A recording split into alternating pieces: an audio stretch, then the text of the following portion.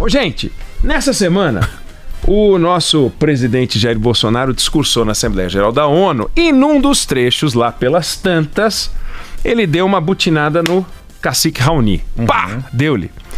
E disse o seguinte: a visão de um líder indígena não representa a de todos os índios brasileiros. Muitas vezes, alguns desses líderes, como o cacique Raoni, são usados como peça de manobra por governos estrangeiros na sua guerra informacional para avançar seu interesse na Amazônia, foi o que ele disse.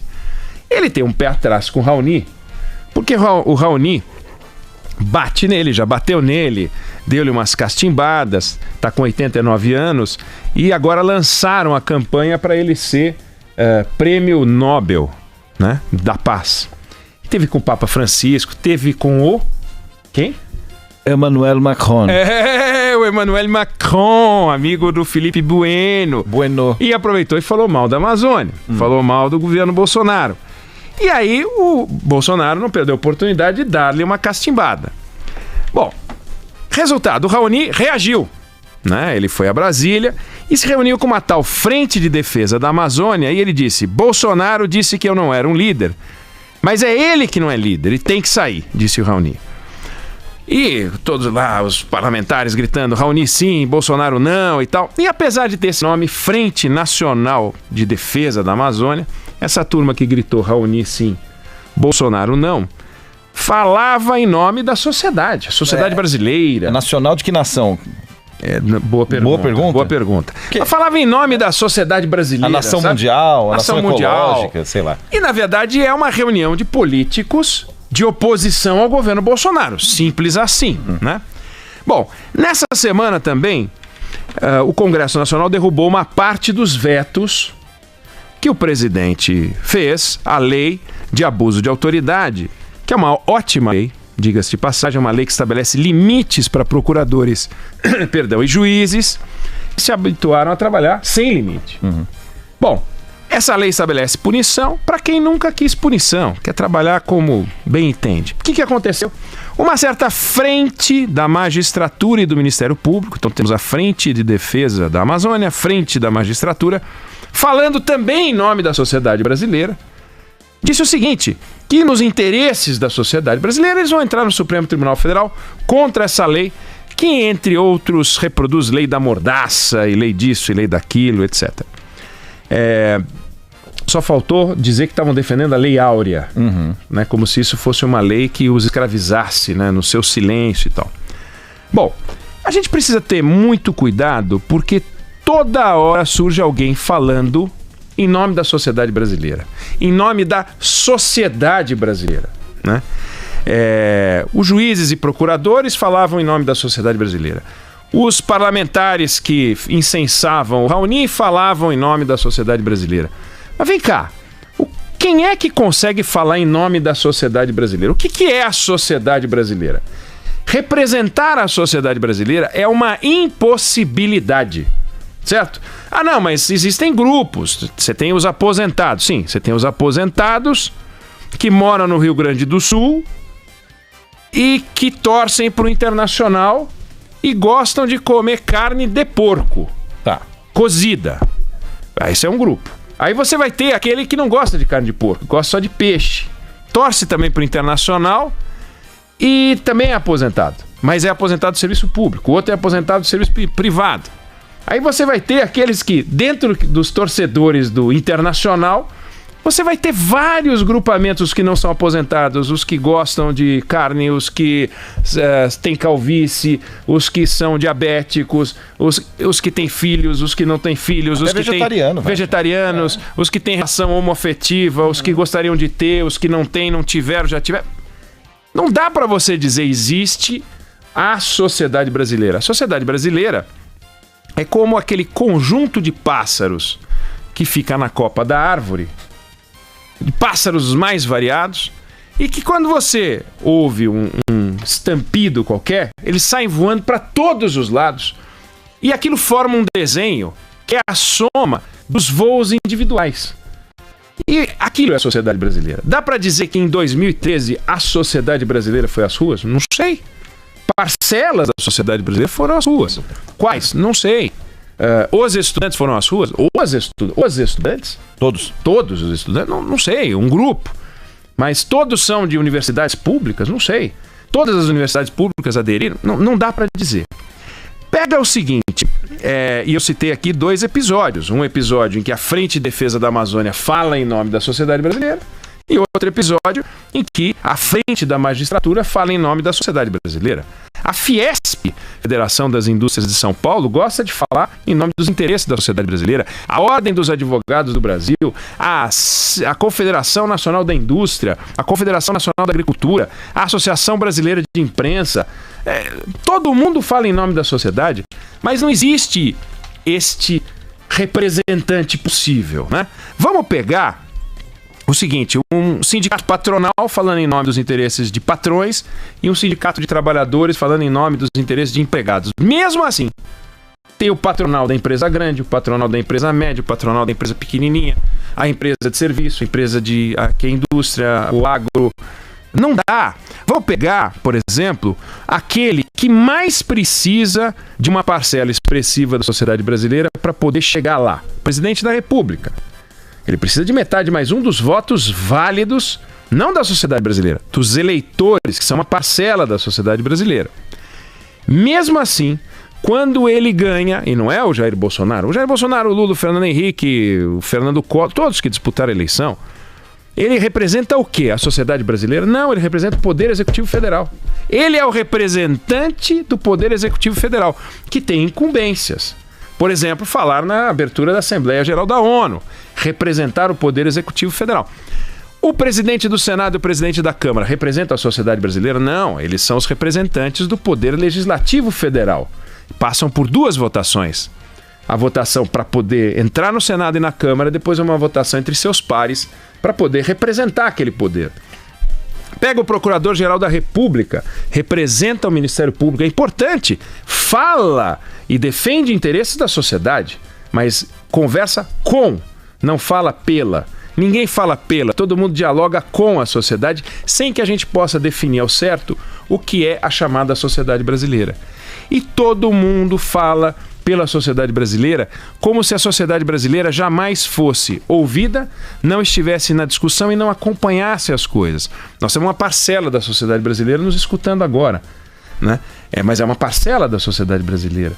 E mesmo aquele que nos escuta pode estar ouvindo todo dia, pode ouvir de vez em quando, tem gente que está nos ouvindo pela primeira vez, tenho certeza que vai ouvir amanhã de novo, porque adorou. Mas o fato é que todo mundo conversa com uma parcela da sociedade. O Paulo Sena, o Sena pobre, como ele falou, ele representa, ele é um integrante da classe dos taxistas. E o presidente do Sindicato dos Taxistas de São Paulo não representa a sociedade brasileira. E assim vai. Eu estou chamando a atenção para isso porque esse jogo em que todo mundo fala pela sociedade, parece que se defende o papel do desassistido, daquele grupo que mais precisa de representação, quando na verdade estes grupos todos eles são grupos de interesse que falam pelos seus interesses individuais e usam a sociedade brasileira como discurso para poder construir o seu raciocínio. Então, na hora em que os procuradores e os juízes, por exemplo, se posicionam sobre a Previdência, eles se posicionam contra a reforma da Previdência e eles estão defendendo os interesses daqueles aposentados que ganham R$ 1.200 de aposentadoria média? Não, eles estão defendendo os interesses dos aposentados que ganham 9 mil, 15 mil, 20 mil, que são eles, os seus antecessores que já estão aposentados e tentando defender as suas próprias aposentadorias. Não tem nada de ilegítimo, só não pode dizer que é a defesa da sociedade brasileira. Não há no país ninguém que represente ou lute pelos interesses da sociedade brasileira, de forma que a sociedade brasileira tem que se fazer representar como possível nas várias formas de representação para poder buscar aquilo que a sua parcela, o seu grupo, pode conquistar. Então, os aposentados, eu vou falar uma expressão que eu odeio, né? Enquanto aposentados, mas lutando em nome de suas aposentadorias, tem que se organizar, né?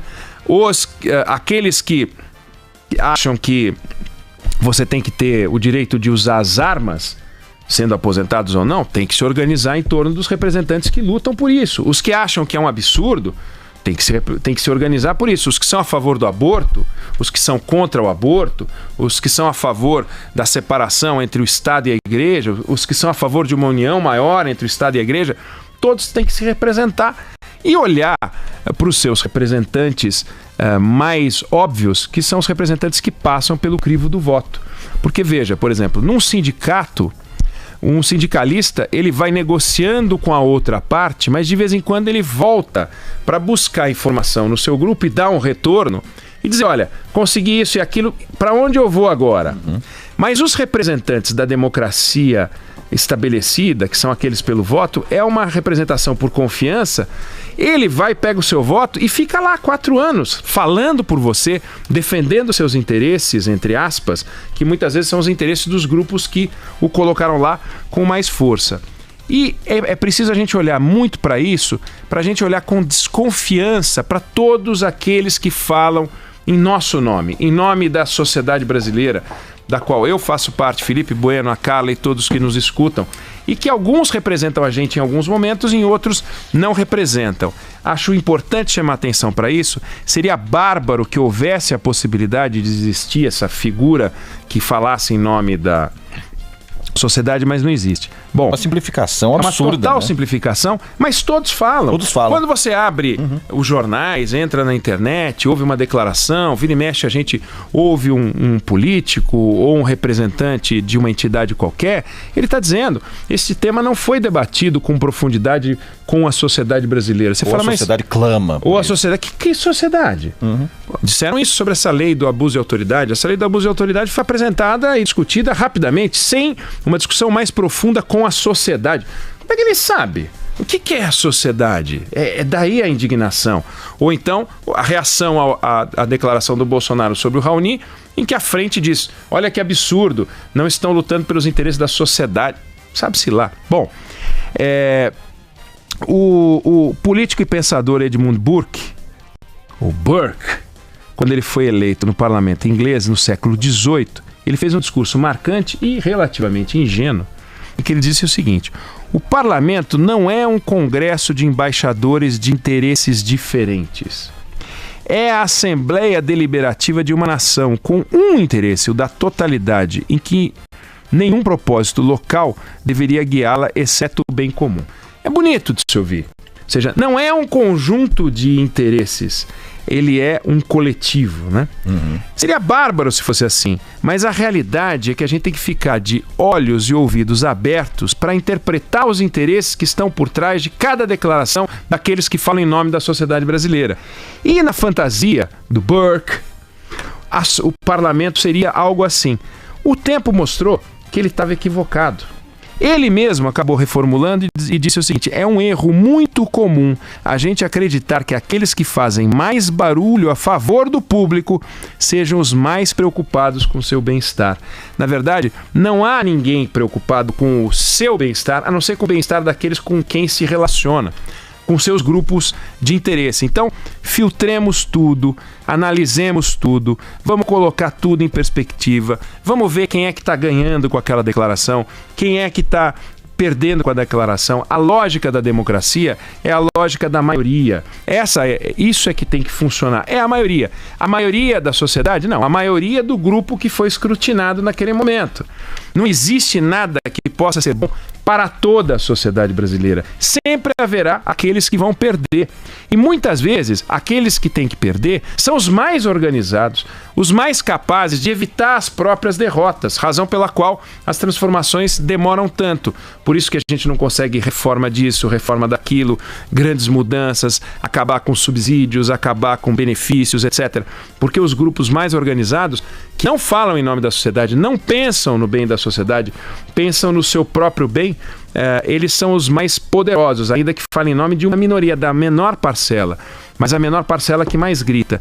Temos que ficar com isso muito claro. E atenção, porta-vozes da sociedade brasileira não existem. Ninguém está autorizado a falar em seu nome, a não ser que você tenha dado a ele oportunidade, um mandato, uma autorização, uma procuração, uma carta, seja lá o que for. Do contrário, desconfia porque é empulhação.